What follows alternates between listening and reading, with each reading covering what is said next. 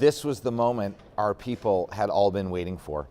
Since the time of Abraham, through Isaac and Jacob and all of his 12 sons, and 430 years of slavery in Egypt, finally our people not only went free, but finally they came to the foot of the mountain, a mountain known as Sinai.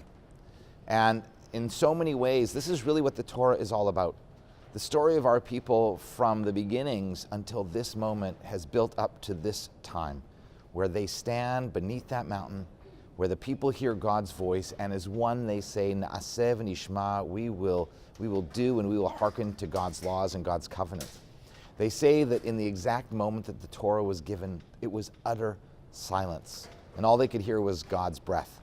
Now I'm standing here in what will be our new sanctuary, and it is not silent. Hopefully you hear around me a little bit of sounds of workers continuing to put up the roof that is above me, the walls that surround me. In fact, the exact place that I'm standing in is likely where our new shulchan, our reading table, will be.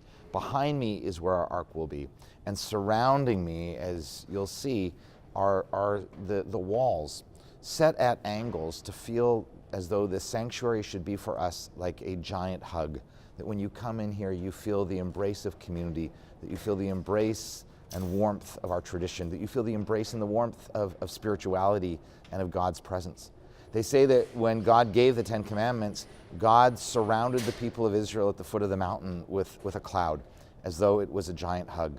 Others say that God lifted up Mount Sinai over their heads like a giant sukkah, like a giant shelter.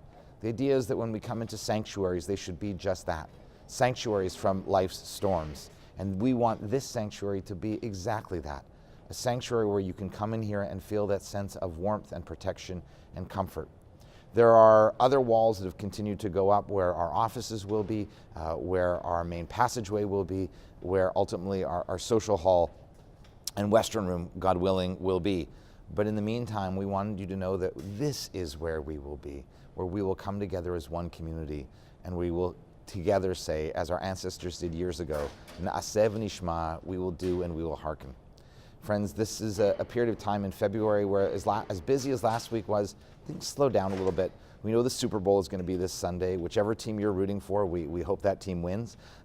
Following that, next week we have Talmud with training wheels. And towards the end of February, do make plans for this. Either to come out for the Megillah monologues for women only, or on the night of Purim, what we're calling CJL's Got Talent, a talent show for our religious school, and following that, an evening of of study and eating and drinking for adults only to celebrate Purim at the very end of February. In the meantime, enjoy taking a good shot at this space, at seeing what it will become as we dream together.